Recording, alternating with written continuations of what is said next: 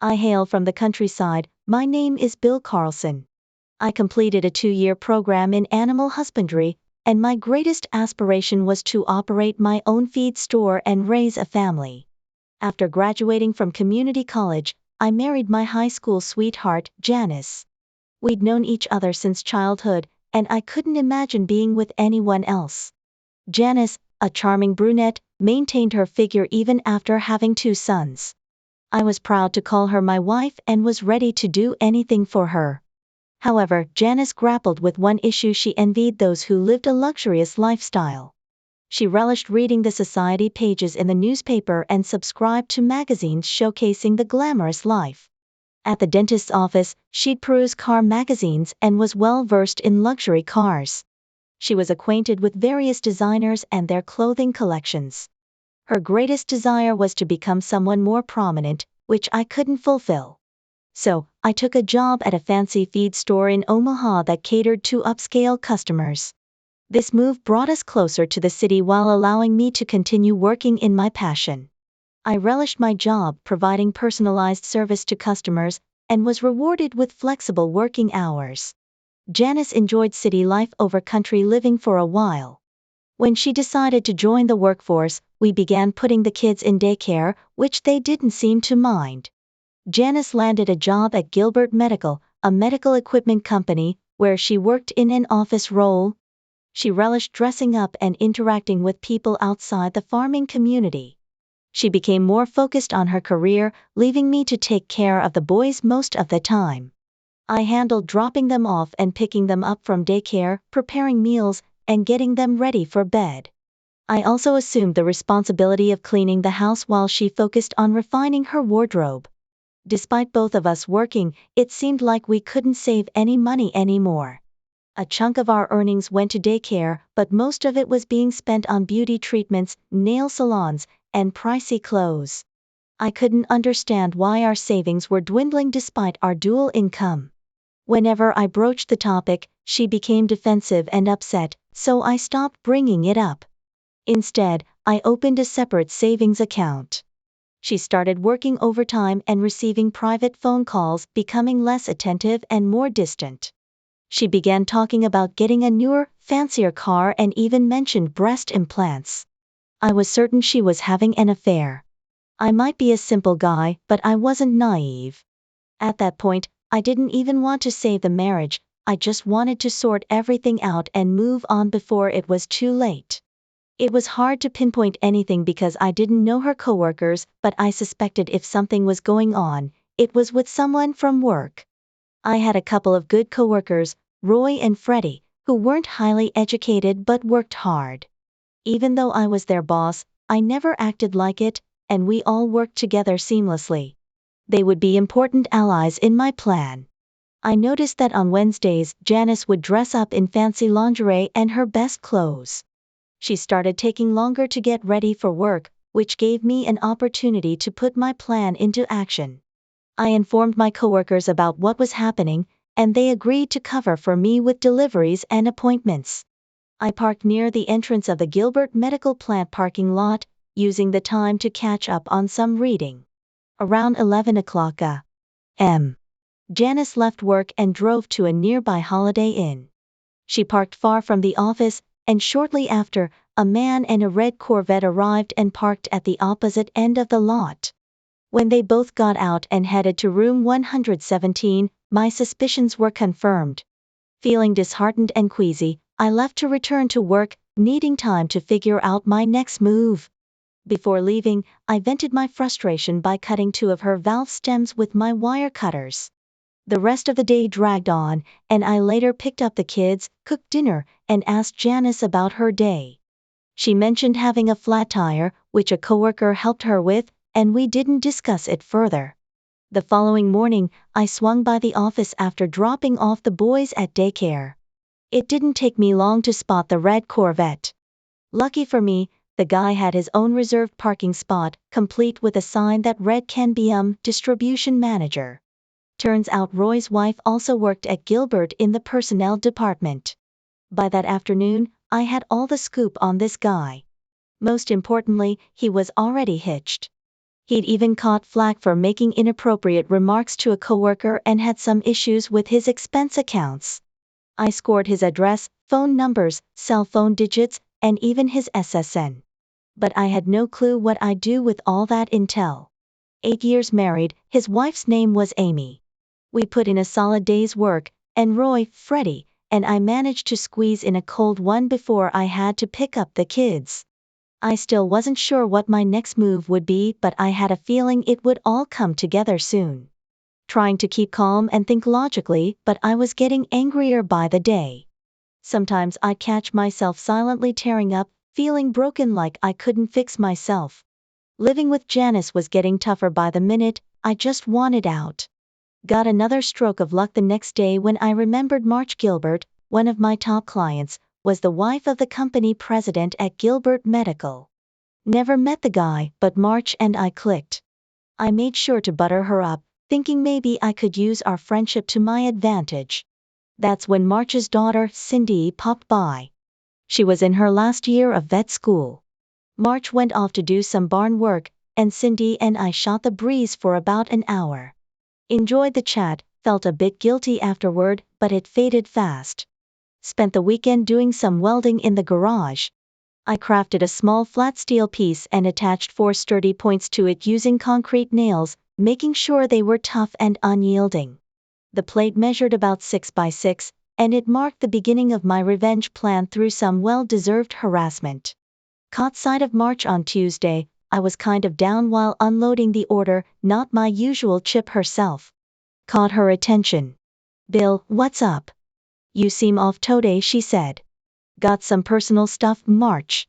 "Sorry, I'm not great company right now. Let's grab some coffee and talk about it." We headed back to the house and settled in the kitchen. It looked like something straight out of a fancy magazine with all that stainless steel and granite. I thought to myself, Janice would flip for this. March put the coffee down, leaned in, and asked, "So, how can I help you, Bill?" "Honestly, March, I'm not sure, but maybe talking it out will help. My wife, Janice, works over at Gilbert Medical, and I think she might be getting pressured into something she doesn't want to do with one of her bosses. Problem is, I can't prove it." "What makes you think that's happening?" she inquired. "Just little things, but last week I caught them both hanging out at the Holiday Inn. Janice doesn't know I know, and I'm struggling with how to bring it up. Don't know if she's willing to talk about it. She's feeling obligated or if she's into it. Our family life's taking a hit, and she doesn't seem to care much about us anymore.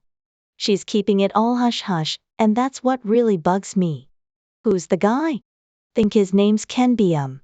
I ain't sure if Janice works under him or if they're in different sections of the plant. Never laid eyes on the guy." "You want me to see if I can lend a hand?" I hesitated a bit and dropped my gaze. "If there's a chance to handle this quietly, count me in, but I ain't looking to stir up a hornet's nest." "All right, let me suss it out. See you next Thursday with those oats." I thanked her, then as I was getting ready to split, I asked, "Where's Cindy?" "Back at school. She'll be home this weekend." "Why don't you bring the boys up so she can meet them?"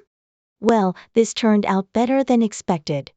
I reckon Janice won't mind if I take the boys out for a bit. Could be a good weekend. Next morning, it's raining cats and dogs. Janice is all dressed up for her special day again, and I just kept quiet, watching her. After dropping off the kids at daycare, I swung by work. The guys were all set to cover my morning shifts. Roy was going to use my truck, make the deliveries, and log everything. I just need to sign off once I got back. Freddy brought his cousin's van, and I loaded a floor jack in the back. We detached my steel plate to the lift of the jack. Once the trucks were all loaded, and they took off for their deliveries, I headed to the Holiday Inn right on schedule. Janice pulled in and parked in the same spot as before. Ken arrived a few moments later, parking in his usual spot. Once they went into the room, I gave them about 10 minutes to get settled. Then, in the pouring rain, I hauled the jack out of the van and wheeled it down to Ken's car. I slipped the jack under his ride and cranked it up. It only took a hot minute before I heard that satisfying pop as the nails punched through the oil pan. I lowered it back down and headed to the back of the Corvette. Within seconds, I heard those same pops hitting the fuel tank. Oil and gas started gushing out like crazy. Grabbed the jack, hightailed it back to the van. Whole shebang was done in under a minute. Took a stroll over to Jan's car and sliced up 2 valve stems. Again, with that, I was ready to roll. Cruised past Ken's ride, flicked a lit cigarette out the window, and took off. Glanced in my rear view and caught sight of the flame shooting up, followed by a bang as I left the lot. Felt a weight lift off my chest. Janice rolled in from work a bit late, skipped supper, and crashed straight into bed. I hung out with the boys for a bit, got them cleaned up, and tucked them in. Ended up crashing on the couch myself that night. Come morning, Janice stayed in bed while I got the boys sorted for daycare. We chowed down on breakfast and hit the road. She didn't budge, didn't say a word. I didn't pry. Noticed her car wasn't in the driveway around 9 o'clock a.m. Just after we loaded up all the trucks. I got a visit from Lieutenant John Fritz. He seemed all right, asked me about my work schedule the day before, just the usual deliveries, nothing out of the ordinary. Wanted to know what I was up to around noon.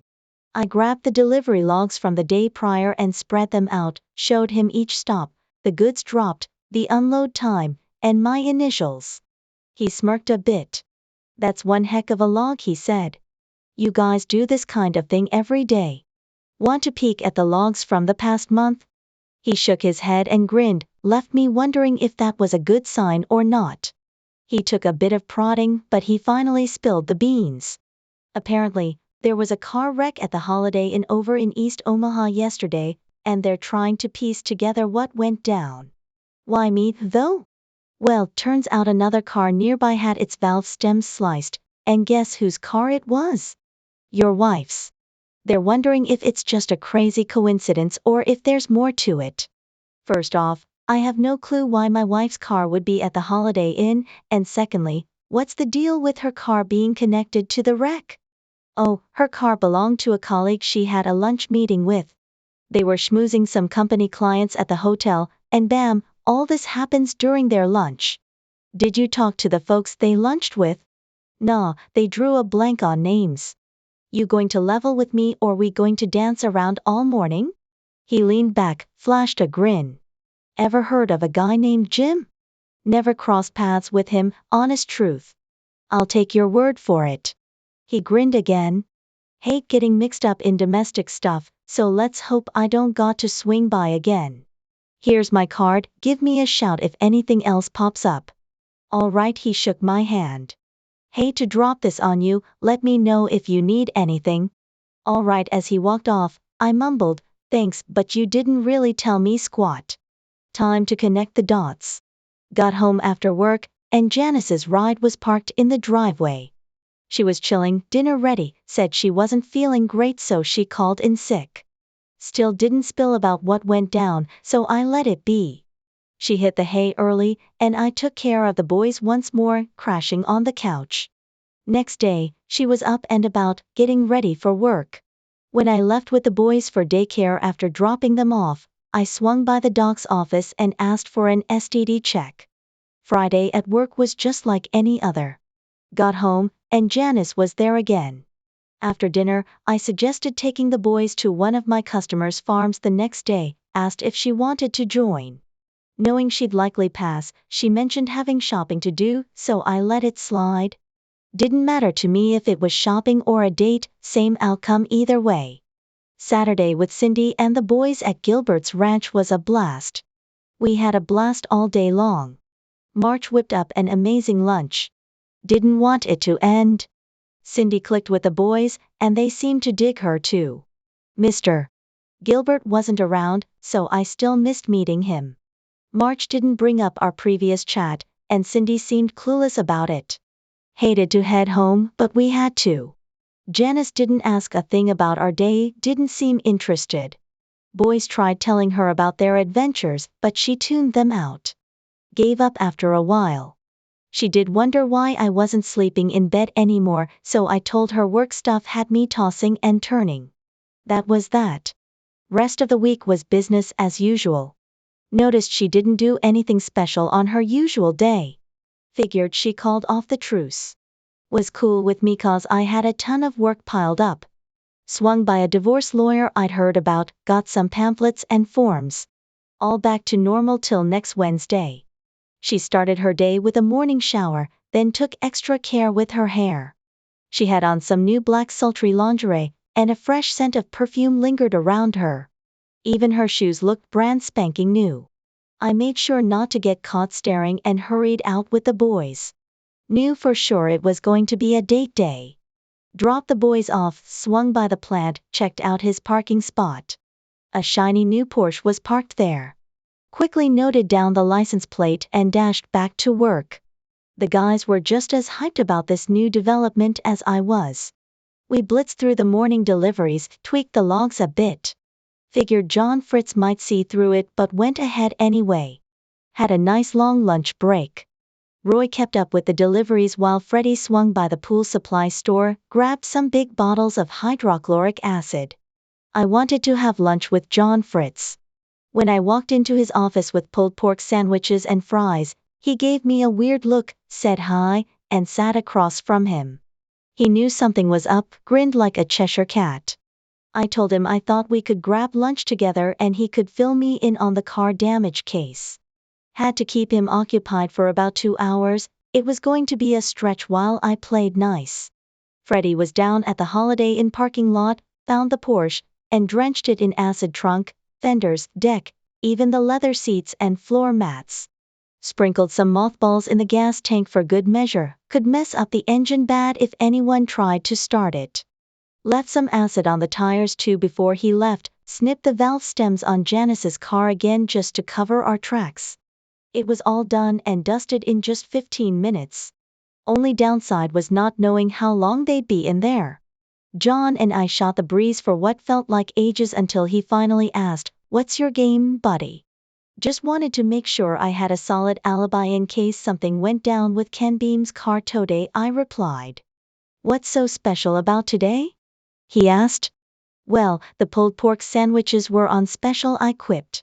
Dialed up the daycare center on my cell. "Hey Carol, it's Bill.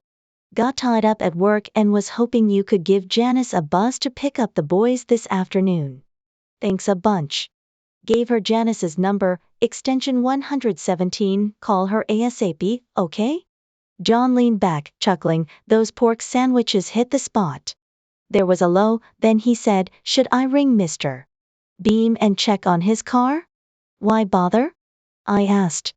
"You wouldn't happen to know where I could find him, would you?" I rattled off his cell and the hotel room number, take your pick. John put the phone on speaker and dialed the hotel. After a few rings, Ken Beam picked up, sounding out of breath. "Who's this?" "Detective Fritz here," John replied, "just wanted to update you. No leads on who messed with your car." "Why are you calling me? How'd you get this number?" "I work in law enforcement, Mr. Beam." "Got yourself a new ride yet?" "Yep, just got it." "Why the question?" "Just checking to avoid any repeats of the last time." "Where's the car now?" "It's parked outside." "Everything all good with it?" "Let me take a look." We could hear Ken rustling around as he peeked out the window at the parking lot. A few mutters later, he got back on the line, "Something seems off. I've got to get dressed and investigate. I'll ring you back soon." "Fair enough. But why aren't you dressed already, Mr. Beam?" "None of your business." "Got to go." They hung up, and John shot me a grin, satisfied. "Absolutely. Well, I've got to head back to the grind. If you need anything, give me a shout." "Sure thing. Maybe we'll grab lunch again next week." "Hope not. Got to wrap this up before someone gets hurt." Back to the salt mines I went. Roy had the logs in ship shape, and Freddy had stashed. The acid was hidden where no one would find it. Tonight at home was bound to be a doozy. Janice scooped up the boys without a word and hit the hay early. Next day, John popped by. He filled me in on the car carnage, mentioning Ken's insurance claim. Since the Corvette kerfuffle, the car was totaled, setting Ken back over 60 grand. He was still pointing fingers at me despite John vouching for my whereabouts. Sure, John knew I was involved, but he wasn't about to spill the beans. I never did find out how Janice got her tires fixed. Didn't ask, and no one offered. Since Janice never came clean about the mess, I figured it was time to pull the plug. My sexually transmitted disease test came back clean, and I kicked off the divorce paperwork with the lawyer. I had this idea to head over to Gilbert's ranch this weekend with the boys, just in case Cindy showed up. If not, we'd chill with March. But I still hadn't nailed down any solid proof of Janice's extramarital shenanigans. The weekend went smooth. Cindy was there, and the kids were over the moon. We had a blast, felt like a real family again. We all missed that vibe big time. Cindy was still clueless about the drama, but at least she wasn't prying. Before I split, March gave me a reassuring pat on the back and said, "Everything's going to be all right." Then out of the blue, I got offered this new gig about 100 miles away. More cash, a better gig, and even the chance to buy into the business down the line. It sounded like a dream, except for one hitch: it meant being far from Cindy. Next thing I knew, it's Wednesday, and Janice is all decked up again. No clue what wheels her new man was rolling, but she was clearly prepping for another rendezvous. I figured they were still hitting up the same joint. I knew I had to do something, but I hadn't really thought it through. Me and the guys were brainstorming when March Gilbert pulls up. She motions for me to hop in, and before I know it, we're at the plant, sneaking in through the back like VIPs. Straight to Mr. Gilbert's office. March makes the intros. We get coffee, shoot the breeze for a bit, then I finally ask, "What's the deal, Mr. Gilbert?" Chuckles. "Time to wrap this up." March fills me in on the scoop, says they've done some digging in-house. Once everything's set, we'll hit the ground running. Should have all the dirt you need by day's end. If I do anything to embarrass you, Bill, I'm sorry in advance. Not my intention to step on toes. We shoot the breeze a bit more, and March catches my grin when talk turns to Cindy. I try to play it cool, but I'm pretty obvious. Then the phone rings, and suddenly everyone's on high alert. "What's the word?" "Got it. Thanks for the heads up. You know what to do now, right?" Mr. Gilbert flashed a grin and gave the green light. "Okay, everything's set. Let's kick things off. Your wife and Ken are holed up in their usual spot at the Holiday Inn. Ken used a company vehicle to get there, which, by the way, goes against company rules, so we're bringing it back to the plant pronto. Hate to break it to you, but it seems like your wife's got a couple of flat tires again. Seems like it's becoming a bit of a routine." He put the phone on speaker and punched in the room number. "Hey Ken, it's Mr. Gilbert. Sorry to bug you, but we need to have a serious chat." Ken stumbled over his words a bit. Yeah, sure. What's up? How'd you even get this number?" "That's not the point, Ken. What matters is that our legal team's been tipped off about a possible harassment issue. I need straight answers here, buddy. So listen up. Is there a female employee there with you?" There was a pause, some murmuring in the background. "Yes, sir, there is." "Is she there by choice, or is there any kind of pressure from you?" "No, sir, not at all, sir." "So it's all consensual?" "Yes, sir, absolutely. Everything's consensual." "Fantastic. I see. Thanks for being straight with me on this. We'll draft up a statement to clear this up. Now, can I speak to the young lady?" After some commotion, Janice got on the line. "Sir, what can I do for you? Did Ken coerce or threaten you into coming with him?" "No, sir, he didn't threaten me." "That's good to hear. So the closeness was consensual, and you didn't feel pressured at all, is that right?" After a pause and some chatter in the background, Janice spoke up again. Yes, sir, it was consensual." "Great to hear. When you and Ken get back to the plant, we'll have those statements ready for you to sign. Ken, can you hop back on?" How'd you know my name? Don't sweat it, Ken. Not important. Just head back to the plant so we can square this away with the legal team. He ended the call with a grin. March, why don't you take Bill out for a bite and swing by later? The legal folks should wrap things up by then, and we can all move on with our lives. Lunch was fantastic. I struggled to contain my gratitude, but I couldn't thank her enough. Eventually, March convinced me to seal our lips about the whole ordeal. She also made me vow not to breathe a word to Cindy. It was a promising sign. I filled March in on the job offer, and she was happy for me and the boys back at the plant post-lunch. I snagged notarized copies of Ken and Janice's statements. They both swore up and down that their extramarital affairs were consensual. The legal crew assured me it was enough ammo for my lawyer to fire off the divorce papers. Ken and Janice got the boot, their desks were cleared out before they even showed up, and they were shown the door. Unfortunately, they didn't have wheels. March lent me her car and said I could return it the next day. I dropped off the paperwork at the lawyer's and got extra copies made. One set was for Ken's wife. Then I hit the bank and closed our accounts, squared off the credit cards, and rang up the utility companies to cut off services by Friday afternoon. I gave the landlord a heads up I wouldn't be renewing the lease. I wasn't looking forward to stepping through the door. Janice's ride wasn't in the driveway when we walked in, she was on the couch in tears. It was the first time she'd shown any emotion. 2 boxes of her stuff from work were stacked nearby. I fed the boys and turned on the TV, standing by in case she wanted to talk. She sobbed. You had to wreck everything in my life. Why couldn't you just mind your own business? You had no right to interfere with mine. I was stunned. She still viewed everything as if the world orbited around her. The kids and I were mere background noise to her. She couldn't care less about Amy, our family, our life, or our plans. It was like they meant nothing to her. All she cared about was her own immediate desires. Honestly, I felt a weight lift off my shoulders knowing I wouldn't be stuck with her for life. I kept quiet and headed for a shower. Later, while I got the boys ready for bed, she retreated to the bedroom and shut the door. The next day, I brought the boys along to work. I just wanted to tie up any loose ends and make sure Roy and Freddy were on top of the system I'd set up. We hit up some stores to gather boxes for the move. Passing by the hotel, Janice's car was missing, so I figured she must have gotten it fixed by now. Those flat tires must have put a dent in her shopping spree budget for the past month. When we got home, Janice wasn't around. We only grabbed clothes and toys. Everything else stayed put for Janice to deal with.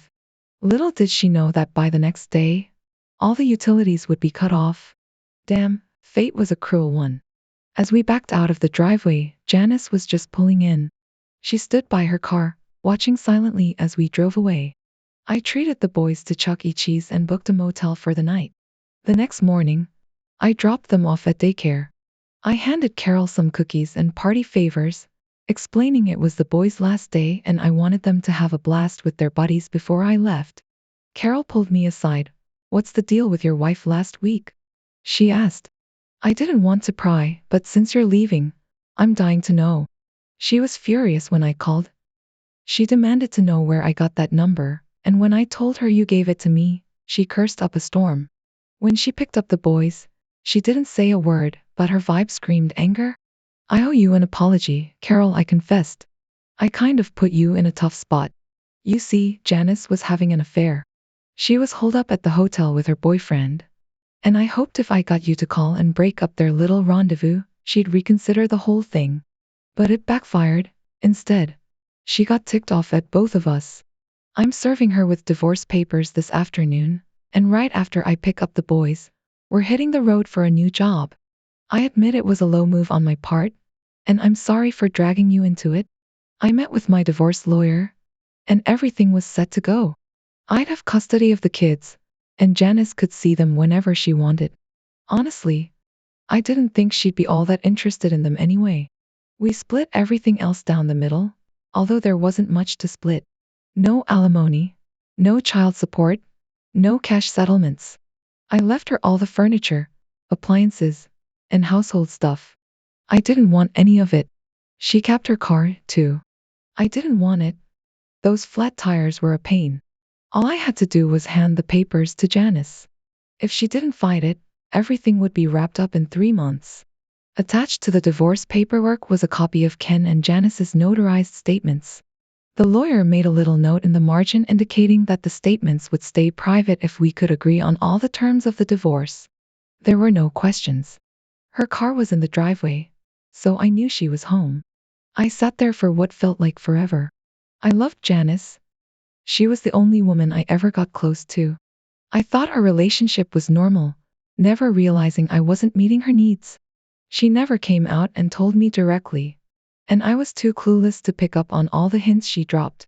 I let her down in so many ways. What she did was sneaky, but I also felt like some of it was because I wasn't paying enough attention. I knocked on the door of our own home, and it felt strange. She opened it, looking worn out. She offered me a drink, but I just handed her the papers.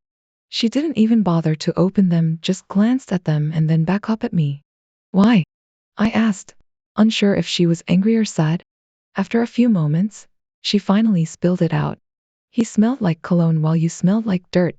He wore fancy suits while you were in jeans. He dined on lobster and steak while you settled for ribs and burgers. He strutted around in a designer coat, but yours was a workman's jacket. He drove a fancy car, but you were content with your truck. His nails were always clean and polished while yours were perpetually grimy. He had a prestigious job, while you were just a country boy. Is that enough for you? I could keep going all day if you want. I was hoping for a life that you couldn't give me, she continued. I'm sorry we got married, Bill. I married you for the wrong reasons. I thought you could rescue me from my family, but I didn't think ahead enough. I'm truly sorry for that, but I can't change how I feel. I love our kids, but I regret having them. It sounds awful, but I don't seem to have that maternal instinct. I thought finding someone who could fulfill my dreams would make me happy, but it just made me more dissatisfied with where I am now. I owe you an apology. I didn't tell you the truth. I regret not being a better mom to my kids, but I'm not sorry for going after my dreams and searching for something more. What about your spouse? What about your partner? What about your kids? What about your folks? My question seemed to tick her off, and she didn't seem remorseful anymore. I don't give a damn about any of that stuff, she snapped. It's my turn now. I want to live the life I've always dreamed of, having a husband from the countryside and 2 grubby kids who don't lift a finger. You won't help me get there. I've got your stupid papers now, just get out so I can move on with my life. I just turned around and walked out. When I picked up the boys, Carol offered to make more calls if I needed. I contacted the utility companies and told them to hold off on disconnecting until the end of the month. I felt a twinge of pity for her. I suppose the divorce was finalized in 3 months. I never heard a peep from Janice. The attorney said everything went according to plan. My new job was fantastic.